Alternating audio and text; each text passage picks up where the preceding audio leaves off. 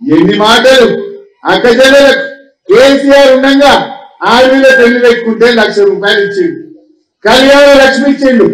అది చూసిండు రేవంత్ రెడ్డి అందరూ అటే ఉందని అనుకున్నాడు. ఏమన్నా కానీ ఓడదాకా ఓడ మల్లప్ప, ఓడ దాటినాక బోడ మల్లప్ప అనుకున్నాడు. నేను తులం బంగారం ఇస్తాను, నేను తులం బంగారం ఇస్తాను.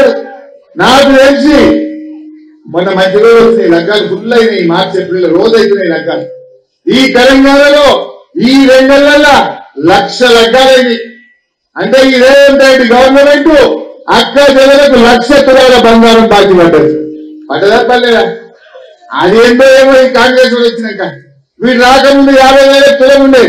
ఈ కాంగ్రెస్ వచ్చిన 4 నెలల్లో 75,000 రూపాయల తులం అయింది. కొండెక్కింది బంగారం ధర, 25,000 ధర పెరిగింది.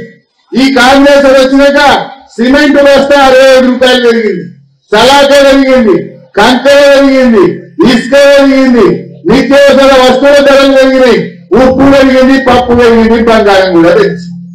ధరలు పెంచింది తప్ప రేవంత్ రెడ్డి ఇచ్చిందా బంగారం అయితే లేదు. ఉన్నదా? వచ్చిందా తులం బంగారం? 6,000 స్కూటీలు ఇస్తాడు, పిల్లలకు ఉద్యోగాలు ఇస్తాడు, అన్ని అబద్ధాలు చెప్పింది. అందుకే నేను మీ అందరినీ కోరేది ఒకటే, ప్రశ్నించే గొంతును గెలిపియండి. రేపు అసెంబ్లీలో కాంగ్రెస్ వాళ్ళ మెడలు వచ్చి మీ అందరికీ రావాల్సిన బరాబర్ ఇప్పించే ప్రయత్నం చేస్తాం.